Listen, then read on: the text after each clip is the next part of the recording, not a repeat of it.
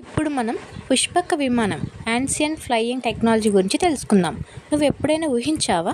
Thousands of years క్రితం కూడా flying machines ఉన్నాయేమో అని. రామాయణంలో చెప్పబడిన పుష్పక విమానం కేవలం కల్పనమా లేక నిజంగానే ఒక ఫ్లయింగ్ టెక్నాలజీనా? ఇవాళ మనం ఆ రహస్యంలోకి వెళ్దాం. లంకలో రాముడు రావణుడిపై విజయాన్ని సాధించిన తర్వాత సీత, రాముడు, లక్ష్మణుడు అయోధ్యకు వెళ్ళడానికి వాడినదే పుష్పక విమానం. పురాణాల్లో వర్ణన ప్రకారం ఈ విమానం గోల్డెన్ చారియట్లా ఉంటుంది. అది ఆకాశంలో స్వేచ్ఛగా ఎగరగలుగుతుంది. ఒకేసారి అనేక మందిని తీసుకెళ్లగలదు. ఇది కేవలం రాకెట్లా కాకుండా టఫ్ కంట్రోల్తో కూడా నడిచేదని చెబుతారు. పుష్పక విమానం ప్రత్యేకతలు: సెల్ఫ్ డ్రైవింగ్, పైన ఎవరూ లేకపోయినా అది తానే డెస్టినేషన్కి వెళ్ళేది. సైజ్ చేంజింగ్, ఎంతమంది ఎక్కినా విమానం పెద్దదిగా అవుతుందట. లగ్జరీ ఇంటీరియర్స్, లోపల గార్డెన్స్, జ్యువెలర్స్, సీటింగ్ అరేంజ్మెంట్స్ ఉండేవని వర్ణన ఉంది.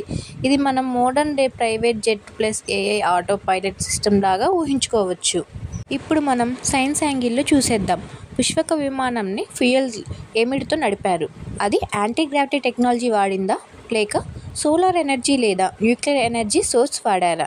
కొంతమంది అంటారు ఇది ఒక kind of UFO, unidentified flying object అవుతుంది అని. ఇంకొంతమంది వైమానిక శాస్త్ర అనే గ్రంథం చూపిస్తారు. అందులో 7000 సంవత్సరాల క్రితం వరకు ఫ్లయింగ్ మెషిన్స్ డిజైన్ డయాగ్రామ్స్ ఉన్నాయని క్లెయిమ్ ఉంది. అంటే ఇది కేవలం స్టోరీ కాకుండా యాన్షియంట్ ఏరోనాటిక్స్ నాలెడ్జ్ ప్రూఫ్ కావచ్చా? కేవలం రామాయణంలోనే కాదు, మహాభారతంలో కూడా సౌభ విమానం గురించి మెన్షన్ ఉంది. శకుని, సాల్వ వంటి రాజులు ఈ విమానాలను వాడారు. అంటే విభిన్న రకాల ఎయిర్ క్రాఫ్ట్స్ అప్పట్లో ఉన్నాయనేలా వర్ణింపబడింది. ఇప్పుడు మెయిన్ క్వశ్చన్ ఇది: మన పూర్వజులు నిజంగా ఈ ఫ్లయింగ్ టెక్నాలజీ క్రియేట్ చేశారా లేక అది ఏలియన్స్ ఇచ్చిన టెక్నాలజీనా లేక వ్రాసిన వాళ్ళ ఇమాజినేషనా?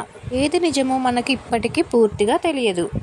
కానీ ఒక్క విషయం మాత్రం నిజం, మన పురాణాలు చెప్పిన పుష్పక విమానం ఇవాళ మనం వాడే ఏరోప్లేన్స్కి చాలా దగ్గరగా ఉంది. మరి మీరేమనుకుంటున్నారు? పుష్పక విమానం నిజంగా ఒక యాన్షియంట్ ఎయిర్ క్రాఫ్ట్నా లేక కేవలం ఒక బయోటెక్ ఇమాజినేషనా? కమెంట్స్లో చెప్పండి. నెక్స్ట్ ఎపిసోడ్లో మనం Sanjay vision Mahabharata live telecast technology గురించి తెలుసుకుందాం. ఈ వీడియో మీకు ఎలా అనిపించిందో కమెంట్ చేయండి. ఇలాంటి మరిన్ని వీడియోస్ కోసం మన ఛానల్ని సబ్స్క్రైబ్ చేసుకోండి. Thanks for watching.